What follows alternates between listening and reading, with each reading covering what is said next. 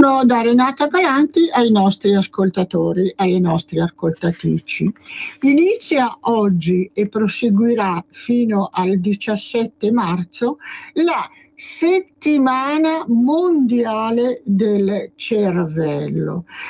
È stata presentata l'iniziativa a Milano lo scorso 6 marzo.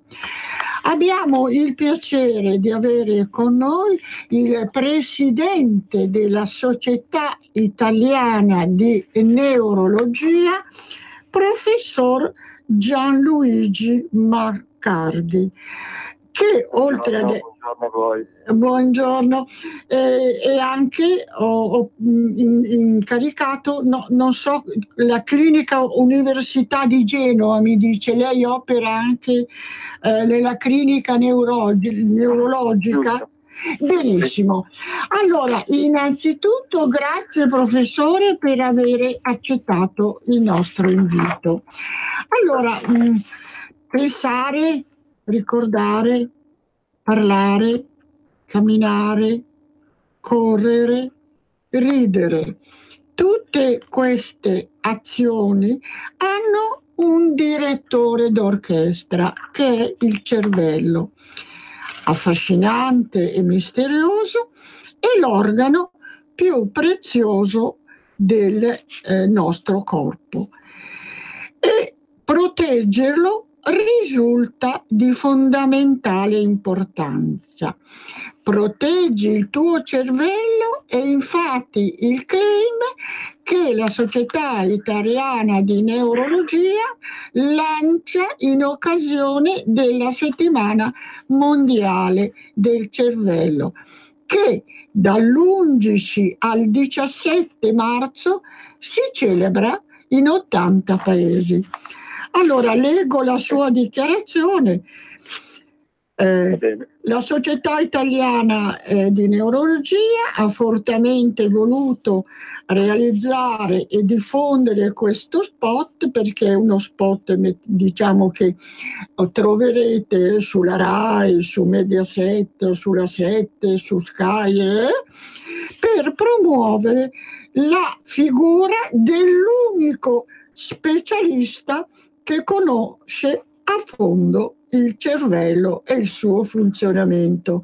Spesso, infatti, il paziente ha una paura ingiustificata di rivolgersi al neurologo, rinviando il consulto medico anche laddove necessario.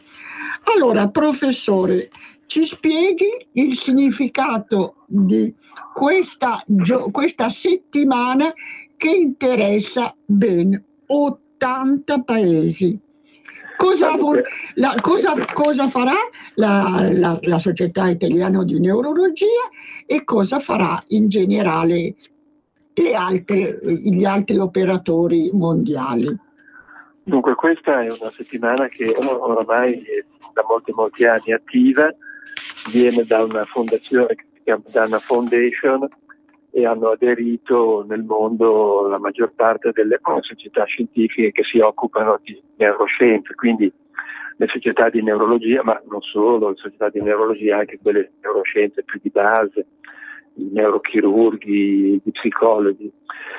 Ma dunque, l'obiettivo è quello di informare la popolazione del cervello, del sistema nervoso centrale, del sistema nervoso periferico e muscolare, il funzionamento, ma soprattutto noi siamo una società di medici, no? Di neurologi, soprattutto di quando non funziona. Ecco, informare come si può fare a proteggere il nostro cervello, quindi evitare di avere malattie che interessano il sistema nervoso centrale o il sistema neuromuscolare, e se la prevenzione non è sufficiente, se per caso queste malattie accadono, cercare di intervenire il più presto possibile.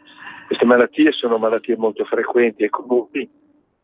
Stiamo parlando quindi, per esempio, del decadimento cognitivo, stiamo parlando dell'ictus cerebrale, stiamo parlando della sclerosi multipla, stiamo parlando del Parkinson, stiamo parlando dei disturbi del sonno, stiamo parlando delle malattie neuromuscolari, cioè le neuropatie periferiche, ma anche le malattie del muscolo, quindi sono disturbi molto frequenti e comuni che colpiscono milioni di persone al mondo e che necessitano di cure tempestive. Tanto per darvi un'idea, in Italia abbiamo 1 milione di persone che hanno un decadimento mentale che porta a demenza, abbiamo 250.000 Parkinson, 130.000 sclerosi multiple, per non parlare dei milioni di persone che soffrono di cefalea, di mal di testa o di disturbi del sonno, per esempio. Quindi si tratta di disturbi molto frequenti e l'obiettivo della settimana è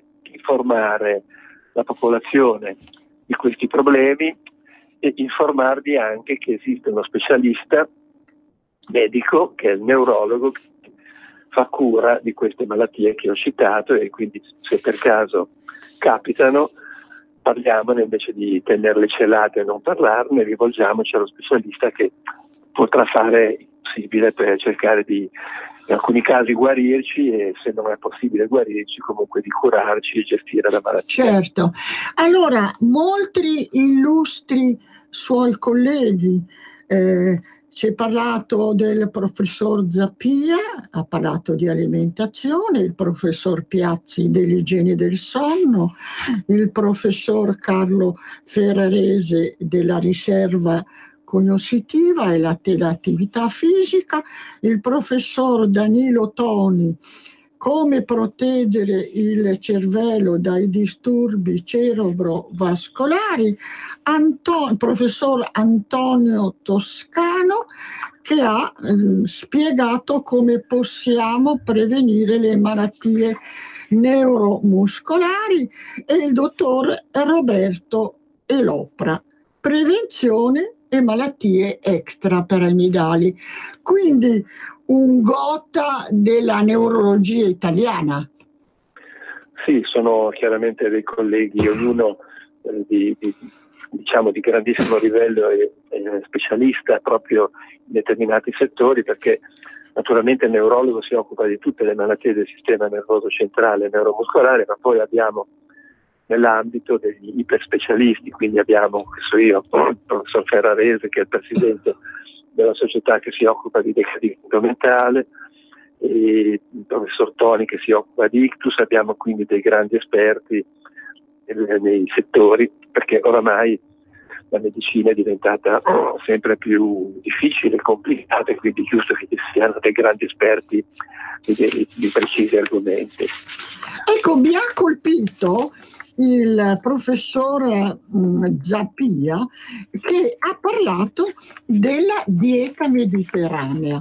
Quindi l'alimentazione gioca un ruolo importante nel nostro cervello, cioè l'alimentazione è diventata un must su cui non si può fare a meno, di cui non si può fare a meno. Sì, naturalmente non è che con l'alimentazione si possono risolvere tutti i problemi, ovviamente, però una corretta alimentazione può aiutare a prevenire le malattie cerebrali. Faccio un esempio: l'obesità, il diabete sono dei fattori di rischio molto importanti per numerose malattie come le malattie cerebrovascolari. La dieta cosiddetta mediterranea, quindi molto ricca di frutta e verdura, pesce, poche carni rosse, olio extravergine di oliva, è molto importante, perché tutte sostanze che contengono elementi fondamentali. Molto importanti sono tutte le vitamine, per esempio le vitamine del complesso B, la vitamina E, la vitamina D, gli antiossidanti, come ci sono per esempio nell'olio, appunto, no? Ci sono anche nelle noci, piccole quantità, anche nel vino rosso, possono essere molto importanti. Quindi la dieta mediterranea è protettiva rispetto ad alcune patologie, come per esempio le malattie vascolari, ma anche alcune malattie degenerative. Non è che naturalmente tutti i problemi si possono risolvere con la dieta, perché purtroppo le malattie capitano con la dieta, però è da tenere presente che fra i fattori su cui noi possiamo fare qualche cosa. C'è da tenere presente questo. Per esempio l'obesità è un problema importante, le malattie metaboliche sono un problema importante, quindi è giusto riservare attenzione anche a questi aspetti. Ecco, un altro aspetto dell'intervento, mi riferisco all'intervento del professor Ferrarese, è l'attività fisica. Può proteggere il cervello dal decadimento mentale. Ecco, vorrei che lei si soffermasse un attimo su questo particolare. Allora, dobbiamo muoverci, in poche parole, stare sulla poltrona più o meno 24 ore al giorno non è l'ideale per il nostro cervello, vero professore? No, ma ci sono degli studi che lo dimostrano ancora una volta, non è che l'attività fisica impedisca le alterazioni neuropatologiche dell'Alzheimer, per esempio, ma si è visto che l'attività fisica protegge entro certi limiti il decadimento cognitivo. Questo si è visto anche attraverso la produzione, perché l'attività muscolare determina la produzione di alcune neurotrofine che hanno un'azione positiva sul cervello, quindi è assolutamente consigliabile fare attività fisica, se possibile sempre. Attività fisica non vuole dire necessariamente fare attività che sia agonistica o sportiva di un certo livello, vuole dire anche camminare, muoversi. Questo diminuisce, peraltro, come tutti sanno, il rischio di malattie cardio-cerebrovascolari e quindi anche la comparsa di decadimento cognitivo, quindi molto rilevante questo aspetto. Allora, professore, abbiamo un minuto di interruzione. Può dire al regista quanto ci può trattenere? Grazie. Messaggio per tutti gli imprenditori, gli artigiani, i commercianti, i liberi professionisti. Hai un'attività? Dei prodotti da promuovere? Prova la pubblicità sulla nostra radio. Radio Padania ha preparato per te una grande promozione per aiutarti a sostenere la tua attività a tariffe davvero straordinarie.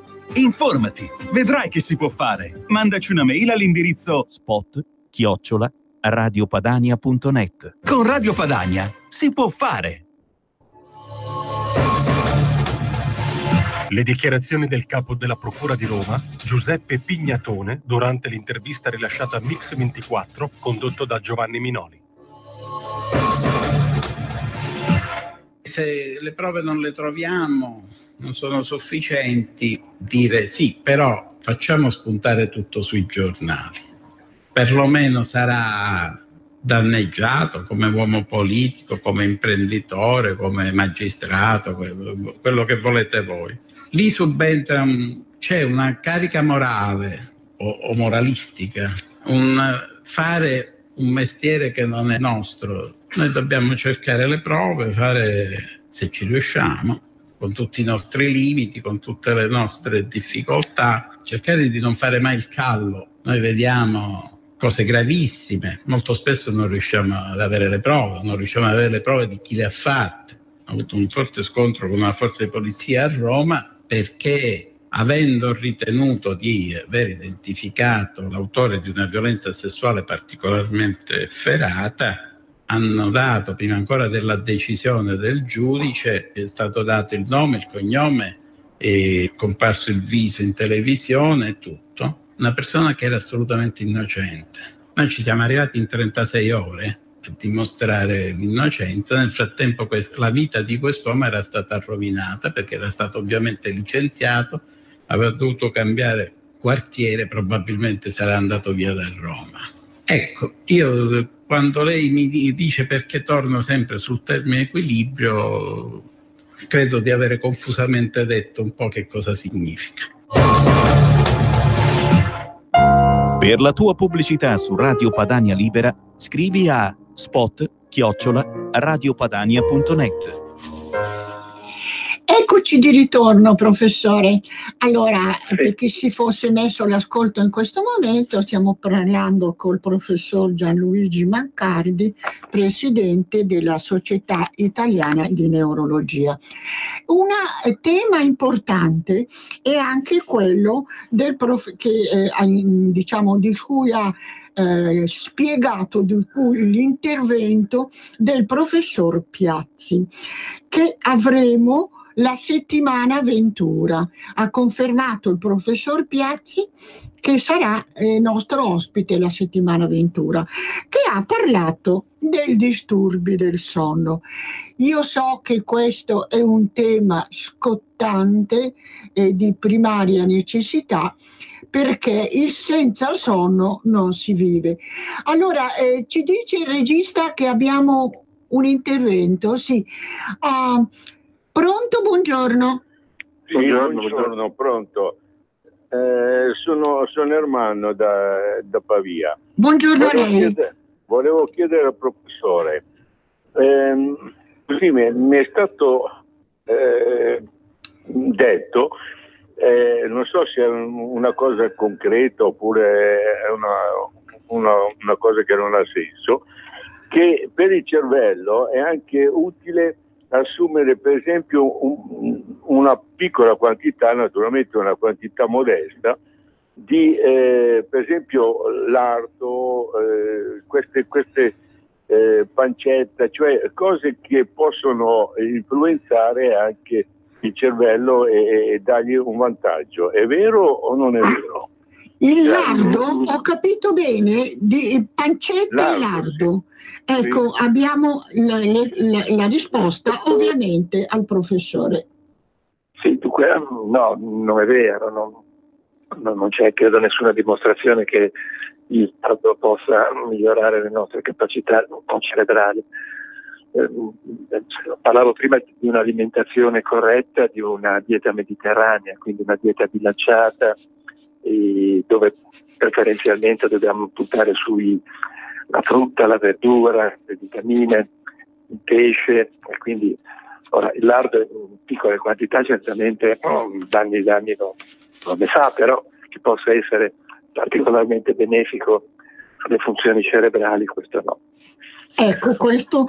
Allora, purtroppo non possiamo approfittare del professore. Io non ho dato il numero di telefono che è 0266203529, ma purtroppo non potrà trattenersi con noi ancora per molto, quindi lo vorrei coinvolgere nella domanda che stavo facendo. Allora, il professor Giuseppe Piazzi, ripeto, sarà con noi la settimana Ventura, ma vorrei anche un suo parere sul problema del sonno.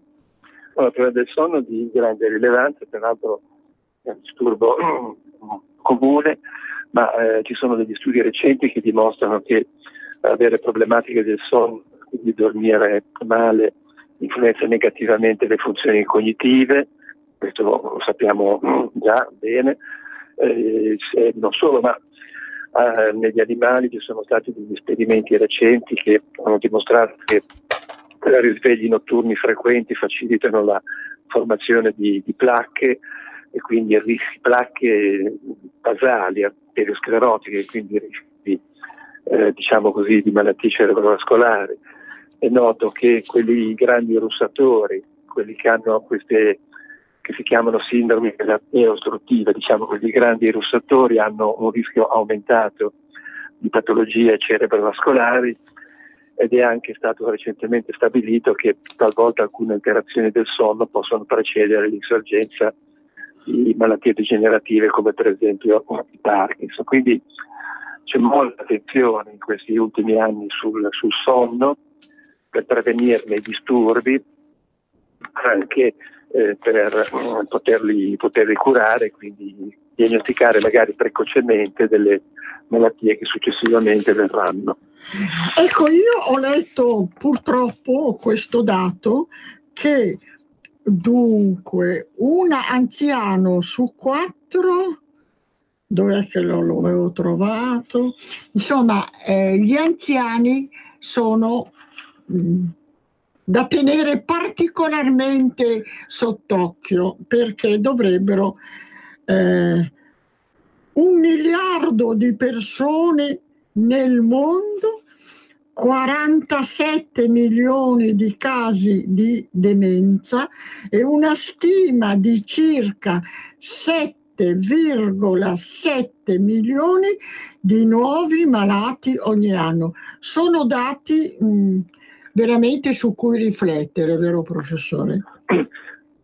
Purtroppo il decadimento mentale, la demenza è un fattore vitale di rischio e l'età, quindi se noi è un disturbo relativamente raro sotto i 60 anni, sopra i 65 anni comincia a colpire il 6-7% della popolazione, e se andiamo sopra gli 80-85 anni parliamo appunto di una persona su 4. È un problema enorme, di enorme importanza, di enorme rilevanza, e bisogna naturalmente cercare di risolvere il problema, ma affrontare questo problema. Per esempio, un modo di affrontarlo correttamente è eliminare tutti i fattori di rischio eliminare, per esempio il rischio cerebrovascolare, quindi facilitare quello che dicevamo, l'alimentazione, prevenire l'ipertensione, curare l'ipertensione, fare attività sportiva, quindi cercare di migliorare naturalmente tutto ciò che è possibile migliorare come fattori esterni. È chiaro che la vittoria alla fine, se ci sarà della ricerca di base, che deve stabilire le cause del deposito anomalo di queste proteine e naturalmente impedire il deposito anomalo di queste proteine. Ma cosa che siamo ancora in una fase abbastanza, per la verità, avanzata di studi, quindi ci sono buone speranze che nei prossimi anni si possano avere delle cure efficaci. Io spero fra un anno di poterla avere ancora la nostra ospite. So che deve scappare, ma non la lascio scappare se non risponde a quello che è stato il suo intervento la domanda è precisa. In caso di malattia, la protezione può venire dall'intervento terapeutico tempestivo, e questo mi sembra il tasto principale. Certo, perché per esempio, faccio 2 esempi, nell'ictus, quindi nello stroke, nelle malattie cerebrovascolari, se noi riusciamo a intervenire nelle prime ore dall'evento ictale, stiamo parlando delle prime 6 ore, abbiamo molte più probabilità di poter migliorare il problema. Se invece aspettiamo ore e ore, il cervello danneggiato non si ripara più. Ma così come in molte altre malattie, per esempio la sclerosi multipla è una malattia autoimmune infiammatoria del sistema nervoso, e ora noi abbiamo più di 20 terapie diverse. Se iniziamo subito, e chiaramente i risultati sono diversi. Questo è ovvio, no? Cioè un organo fortemente danneggiato, qualunque organo esso sia, è molto difficile da curare. Un organo invece appena danneggiato è molto più facile da curare, e questo è valido per un organo così prezioso e complesso come appunto il nostro cervello. Ecco, cari ascoltatori, purtroppo il professore ci deve lasciare, e noi lo ringraziamo veramente con tutta la nostra gratitudine per avere fatto luce su questo. Ma vedrete gli spot sui canali Rai, Mediaset, Sky e la 7, quindi vedrete questo spot che noi abbiamo visto in anticipo, che è bellissimo. Allora ricordate che il nostro cervello dobbiamo tenerlo da conto, vero professore? Certamente. Grazie. Grazie a voi, buon lavoro.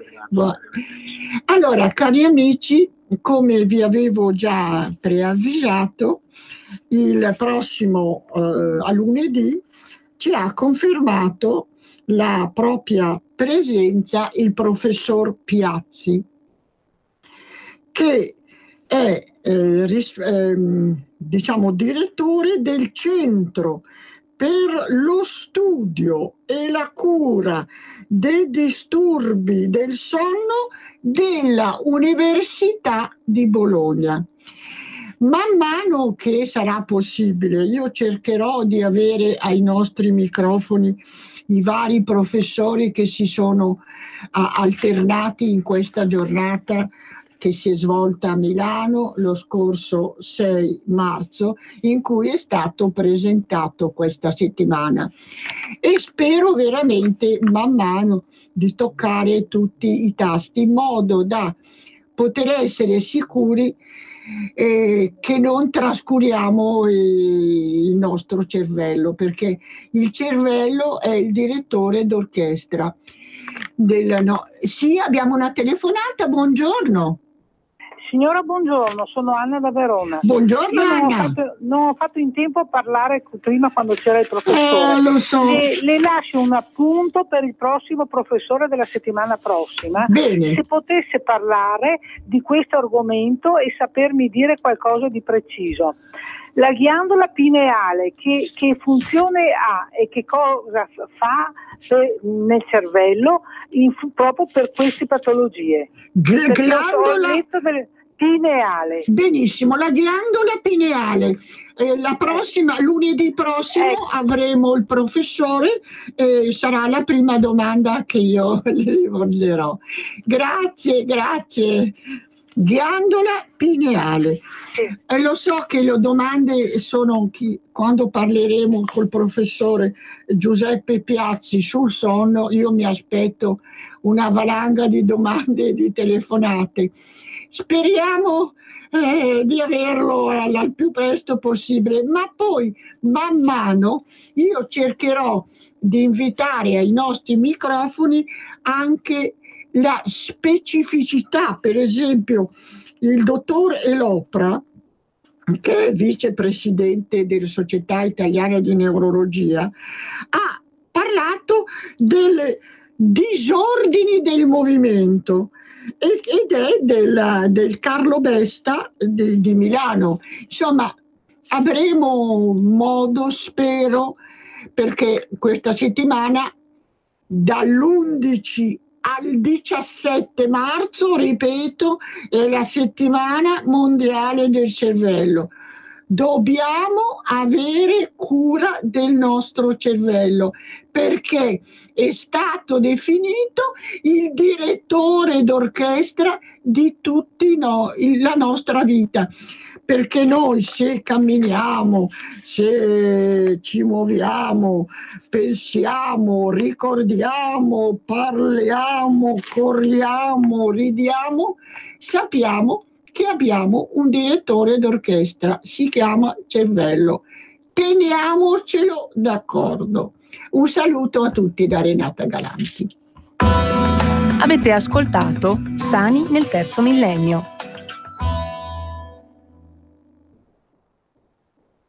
I've been a liar, been a thief.